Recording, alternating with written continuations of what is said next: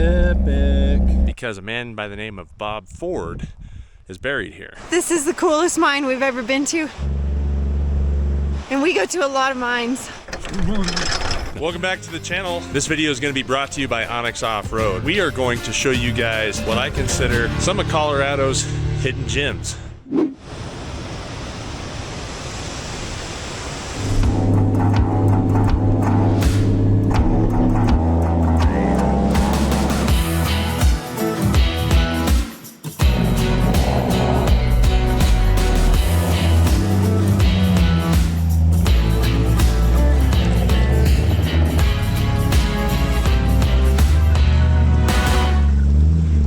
So we're starting today just outside of the town of Ouray, Colorado, Shanna's favorite Colorado town, and we're running up Engineer Pass.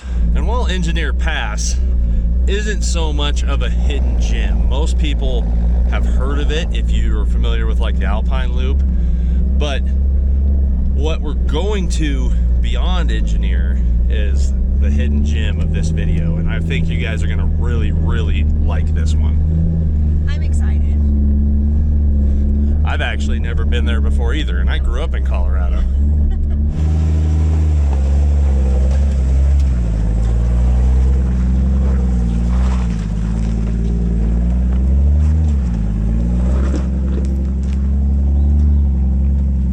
Engineer Pass is tucked away in the San Juan Mountains of Colorado. It was actually originally built to be a toll road in the late 1870s by a man named Otto Mears. Otto Mears was actually an Estonian-born engineer famous for constructing the $1 Million Highway. And he was actually nicknamed the Pathfinder of the San Juans.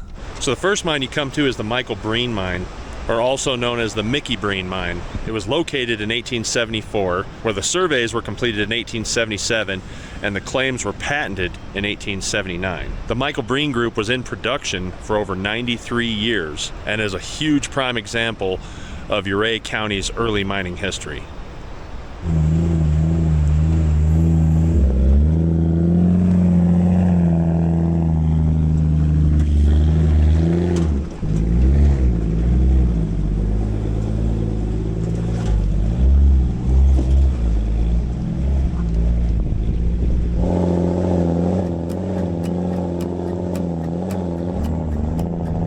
These hands of mine have got some stories to tell.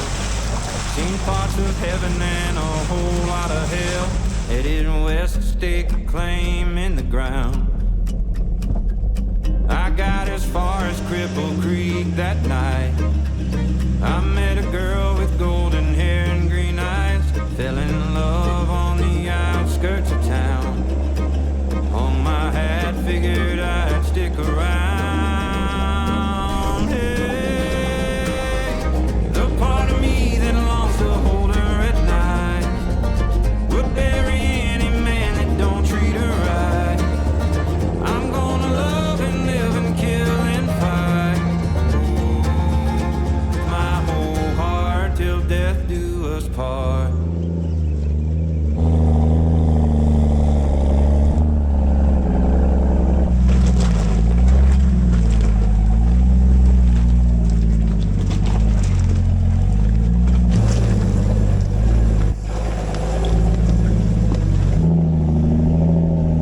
So I know I've talked to you guys about this before, but one of the things that I love about Onyx Off-Road is that I can pre-download my map. So when I'm out here outside of phone service, I can still track where I'm going. I can still zoom in, look at mine shafts and property ownership and things like that if you have the elite membership. The other thing you get is awesome discounts. And one of the things I do want to say about Onyx Off-Road is they've been a really big supporter of the off-road community and of this channel. So if you guys are interested in getting Onyx Off-Road, I would appreciate you using the code Colt Builds It. You get 20% off when you sign up. One of the newest features that they have, they just added a thing called dispersed camping locations. So you can go in there and you can find places you want to camp that you can actually disperse camp. So if you're overcrawling or overlanding or rock landing, however you want to call it, or just camping out of your vehicle, there's places that you can do it without having to, you know, go find a hotel or go find a campground or something like that. They're always updating and they're always making it better. I mean, you guys see them on a lot of channels and a lot of off-road stuff, And that's why I think they're one of the best people to brand with when it comes to off-roading.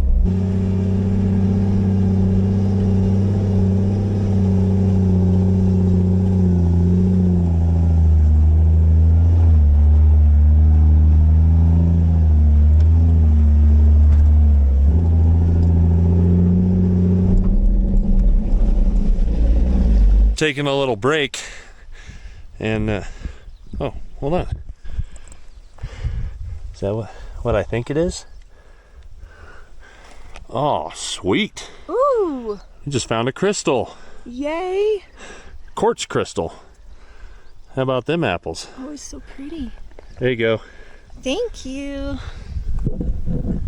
Look at all those. How about that for cool? I'm not a rock hunter, so we're just gonna leave all this stuff here, and I need to look on the app and see if this is probably owned by a mining company, so mineral rights wouldn't be mine. But if you're ever out here, find this spot. It's pretty cool. Actual hidden gems. So that little section was actually owned by BLM. I walked back and looked at my phone, but it was right on the border of the Mineral Point mining claim, so it is what it is. But check this out. Man, oh man. And when you're not looking at sick mountains, you can look at rad mining equipment.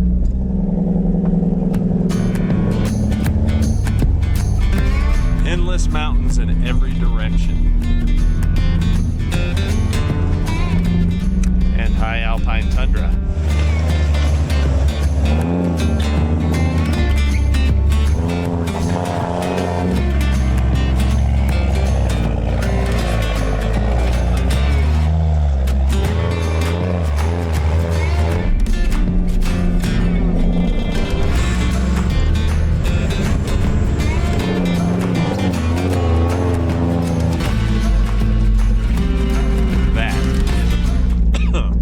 Choking. That is amazing. I was choking enough, I think it was breathtaking. The top of Engineer Pass.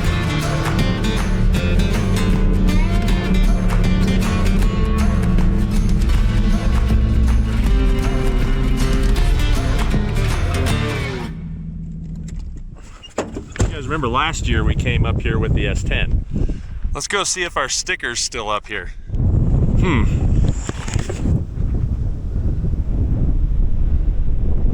Everybody else put their stickers in new places.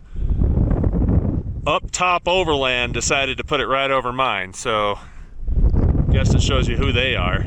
And I don't think it was somebody they gave a sticker to, because I've seen Up Top Overland over like all these signs everywhere. I don't know who they are, but let them know that they're about to get over-stickered their over-sticker. Find your own spot up top.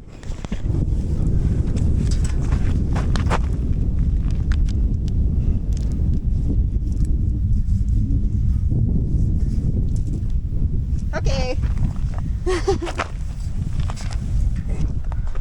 Wait.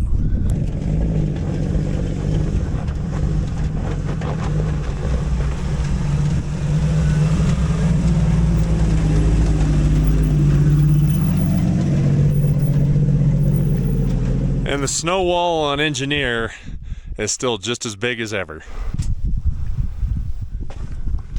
Peace.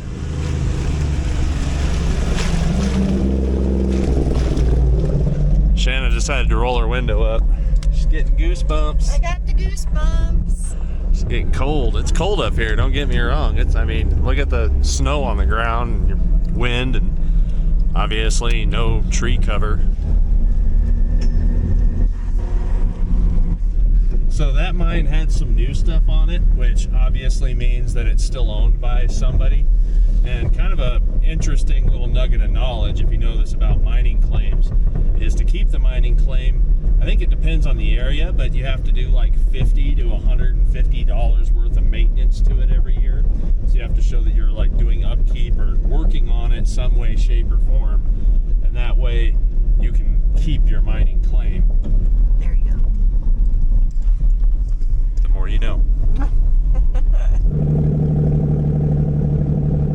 Looks like we might have a little rain ahead of us up in there. I'm not sure if this is a privately owned house or if they like, you know, Airbnb it or not, but they have a suspension bridge and it's just out here in the middle of the woods on the loop.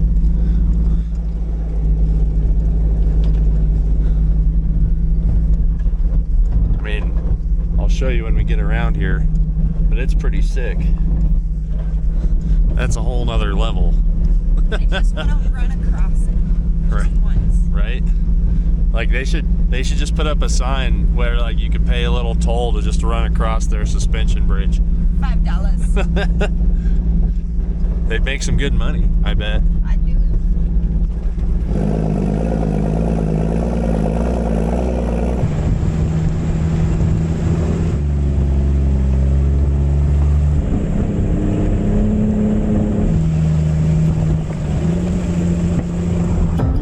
This is the Bonanza Empire Chief Mine.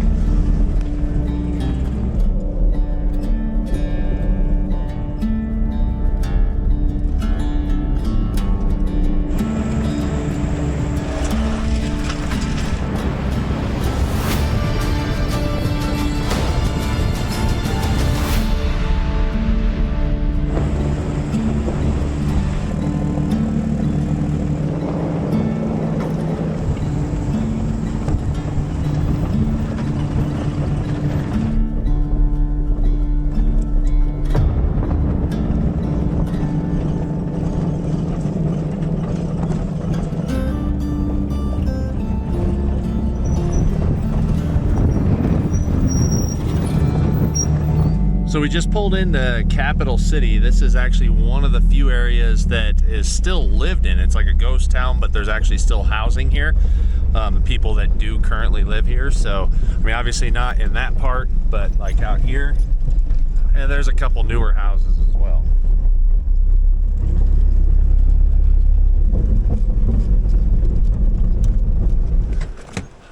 All right, we are gonna pull over here real quick and get a couple snacks. It is snack time.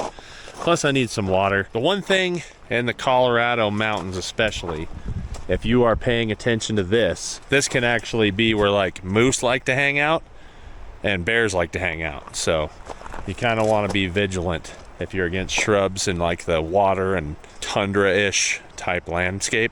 Got a drink, got our snacks. Time to get back on the road. Snacks today, historic oats.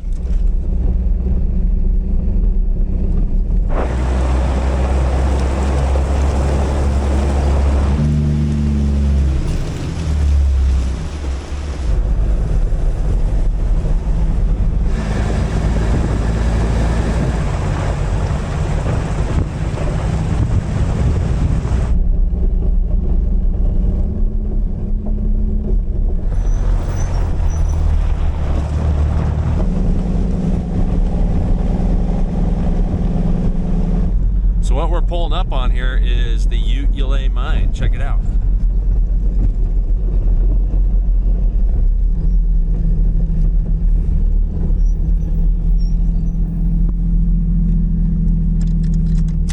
One of the things Shanna and I did last year is we went down here.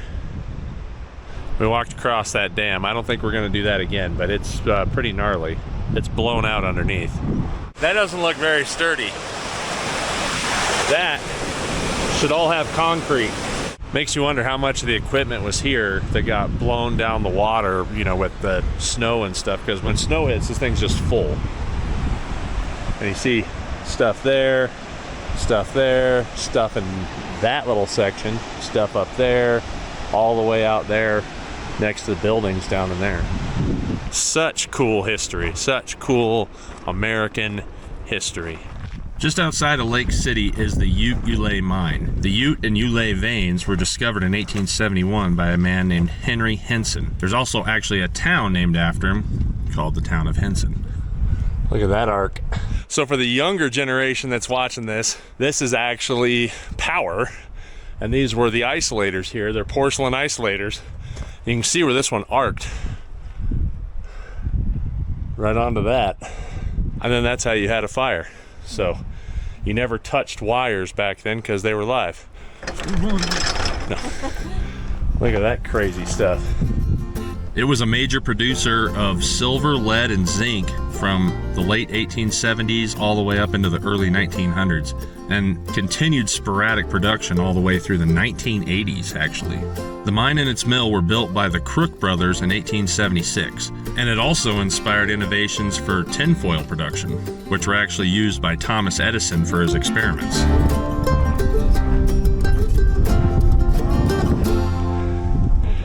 And there's your mine. It's hard to see. I don't know if you guys can see in there, but that's ladders and landings just going down in it. If you're scared of metal, you don't want to stand on this like me, but, or if you're scared of heights. Would you guys ride that elevator down that hole?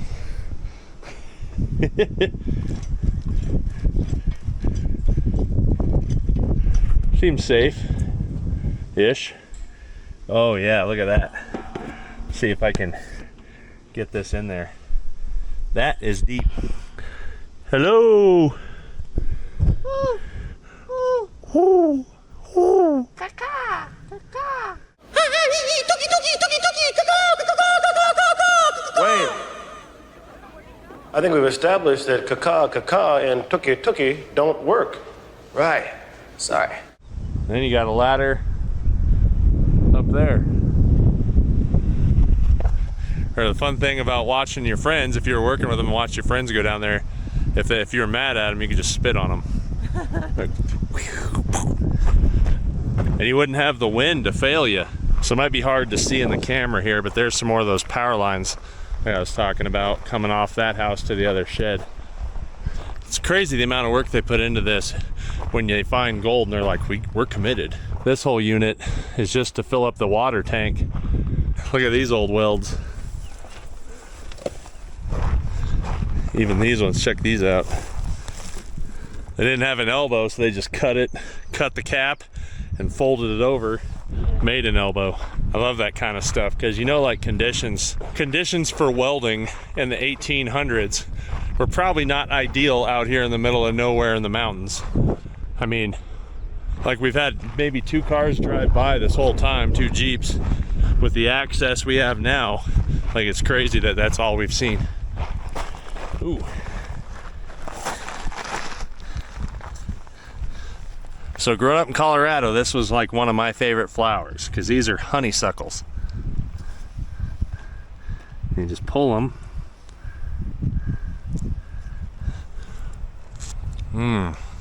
They're sweet. It's actually really good. Old glass shards. Now I can tell you for a fact, as somebody who grew up in the mining community as a kid, these are asbestos. And I'll see if I can get you a shot over in this opening, because obviously we can't go in.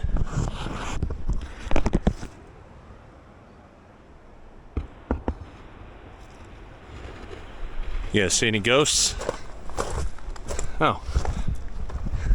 Could have just looked in here.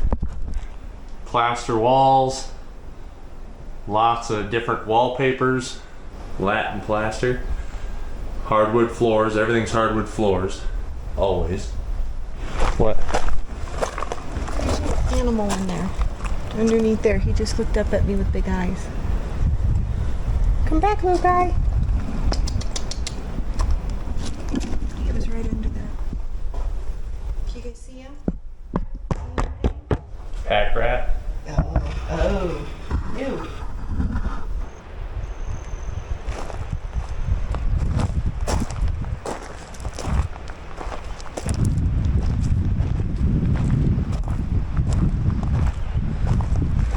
Quite the operation for its day.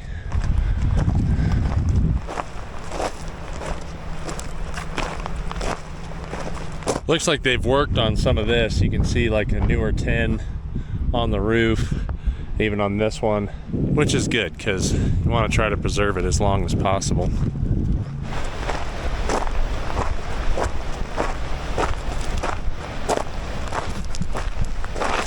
Look, flower. It's Crazy how big this is.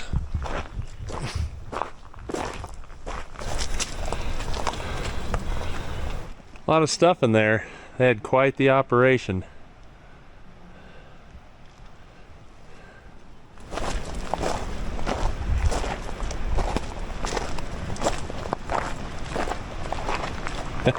If you're running stuff from the mine, which is right here, over to the sifter, you probably were working hard. So when you got down here, you know, the old number 2 would hit.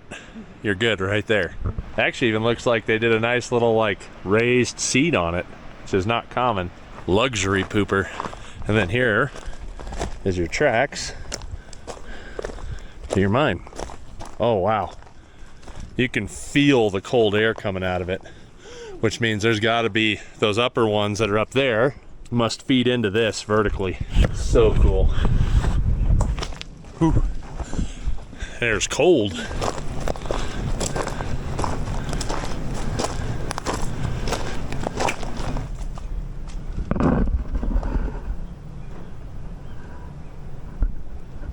Now I've seen a lot of these searching different mines. These are core samples here. Then you get one of them fandangled geologists, they'll tell you if it's any good or not. Hey, there's an old wood burner. You can see how this is all busted down. That's an avalanche slide. And with all that there, you know this thing was set up in its heyday. Look at that 28-day truck up there just doing its thing. I'm pretty sure if I'd have lived in this era, I'd have been a miner. You don't have to twist my arm to get up in the mountains anyway. And to going underground, like, I'd have been the guy that died at 28. Let's keep trekking. Oh yeah, there's one.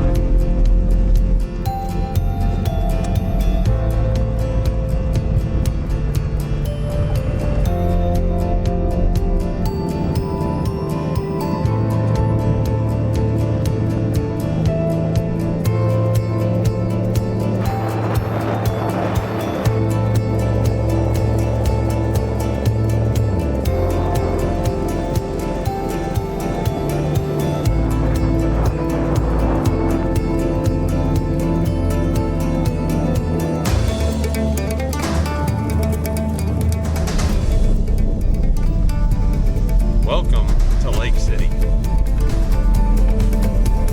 If you're ever in Lake City, stop here, get a Bushwhack burger. It's good. What'd you think of your burger? It was amazing. It had homemade queso all over it and fajita veggies.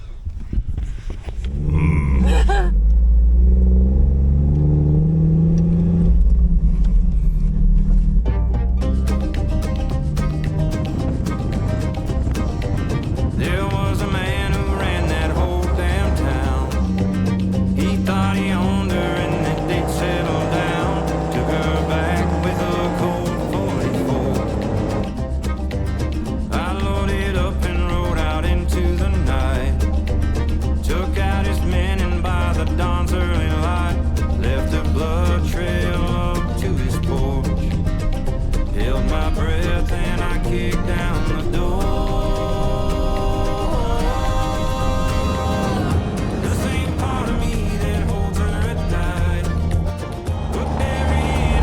Welcome to the town of Green, Colorado. This sleepy little town is what I consider one of Colorado's hidden gems.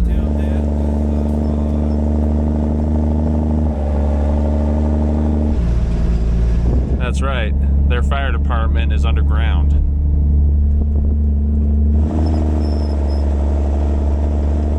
The reason I consider this a hidden gem is because there is a lot of people that know about the Alpine Loop, but there's very few people that actually spend any time in Creed. They usually travel through up to Lake City or they're down in South Fork. And this place actually has a really cool hidden gem. It's the historic Bachelor Mine and Bachelor Loop. The first thing I want to show you is actually right here. This loop is for Service Road 503 and 504. Normally I leave you a link to like the trail, but I really think that you should just get the Onyx app and then you can find it because it's really easy to find on the app. You just type in search Bachelor Loop, it'll tell you exactly where it is. Look at this.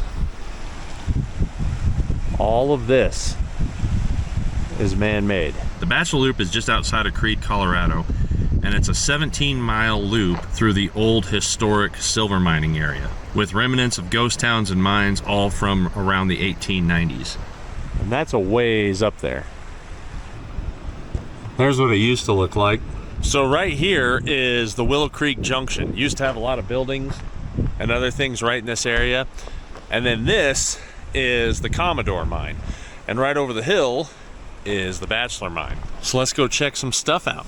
Initially, the Bachelor mine and the Commodore mine worked independently before they got bought out and acquired by the same owner in 1900. By the 1930s, the mines were consolidated under one operation, with their service plants merging into a single process. The Commodore mine was known for silver, zinc, and lead, and it sits at the elevation of 9,249 feet.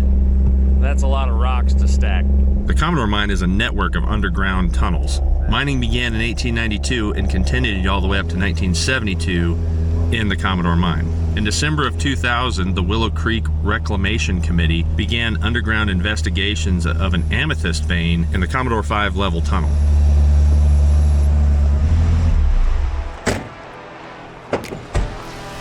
Now tell me that isn't cool.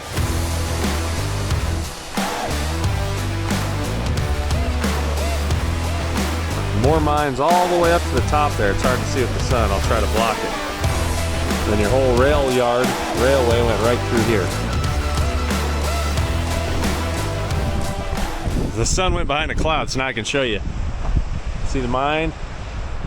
Through here all the way up there. And then the rail yard. Got one of your chutes there. This thing is just huge. A full-on hidden gem of Colorado. And everybody just bypasses it.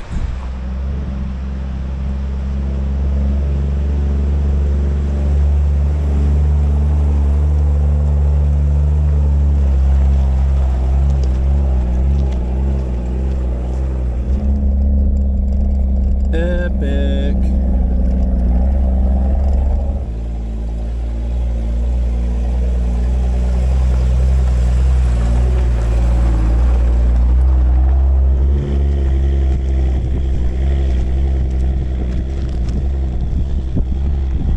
How cool is this? Look, it looks like a subway through the mountain right there. This is the coolest mine we've ever been to, and we go to a lot of mines. Wow. Two of the most well-known places on the Bachelor Loop are the Commodore mine and the town of Bachelor itself. And the most challenging section of that loop was called the Black Pitch, where they used to transport the ore down the mountain. So because of the steepness and dangers of trying to run wagons down the mountain, they actually eventually installed the tramway. There's a lot of logs up there that are pitched full of tar. This place is epic.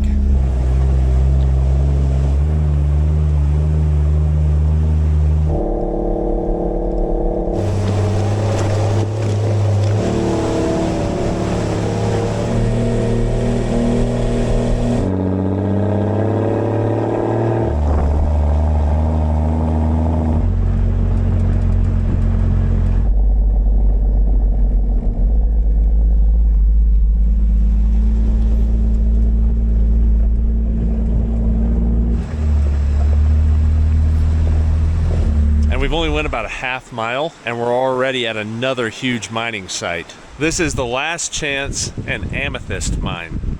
So let's cue the music and we'll check it out.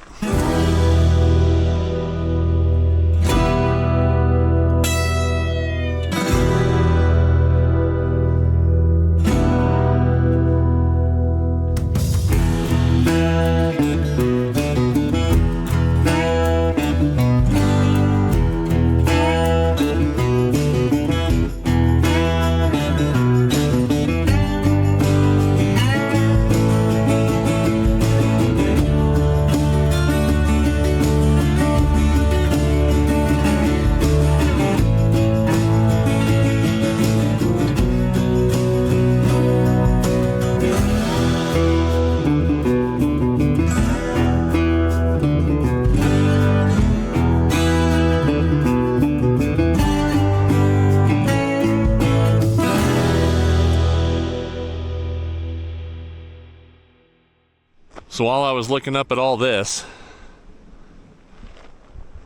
notice this.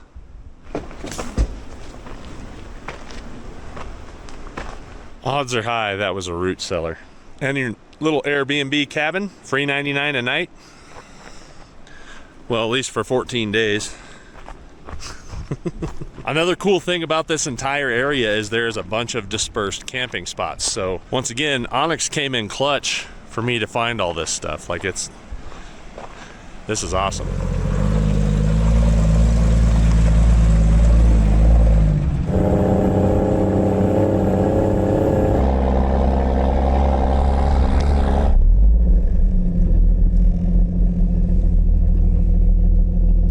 Once again, we drove maybe a quarter mile and we're at the Midwest mine. You can see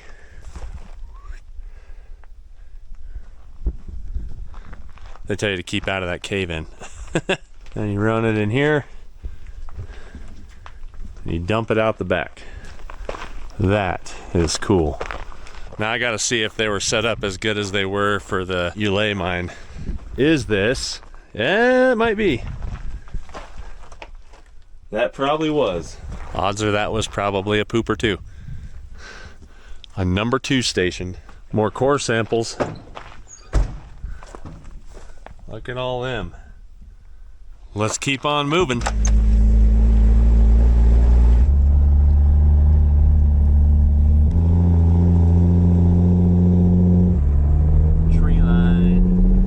Tree line in Colorado varies from about 10,500 to 11,500 feet, to give you an idea how high up we are. And the trees obviously get a lot shorter because there's just not enough oxygen for them.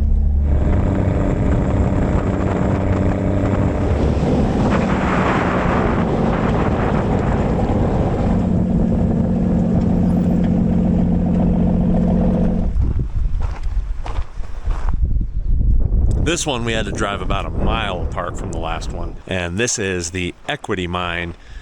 Actually, on Onyx, it shows that it's owned by the Rio Grande Silver Company. Feels very mountainy and empty up here. This is one of those ones that we could actually go around this and check out this whole mining operation on the backside if we had time. We're gonna just do the Bachelor Loop, which we would just need to turn up that road there. And a lot of these offshoot roads are 4-wheel drive only, like they say you need 4-wheel drive and high clearance. Where this Bachelor Loop is a lot more maintained road. But if we checked out everything today, we'd have to probably be here for a week, and then we wouldn't have a reason to come back. Here's one of those dispersed camping sites I was talking about. Prime time.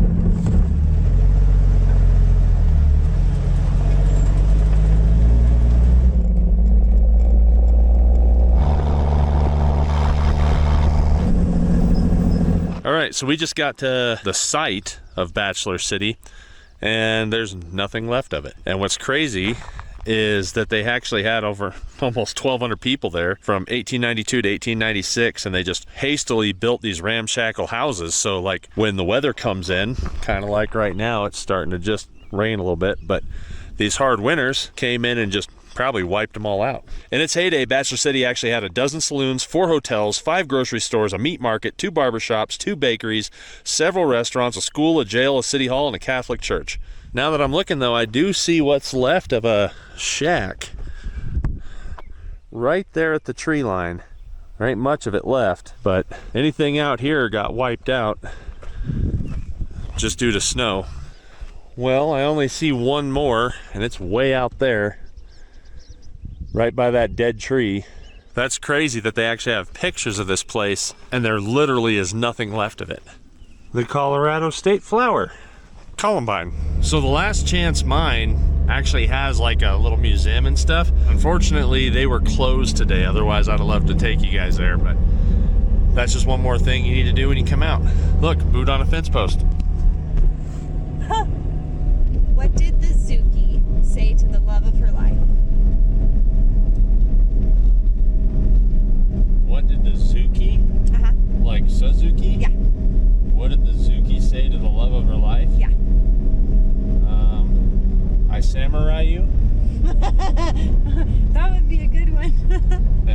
sense. On a trail rating, you're a 10. On a trail rating, you're a 10. That one was for Colt.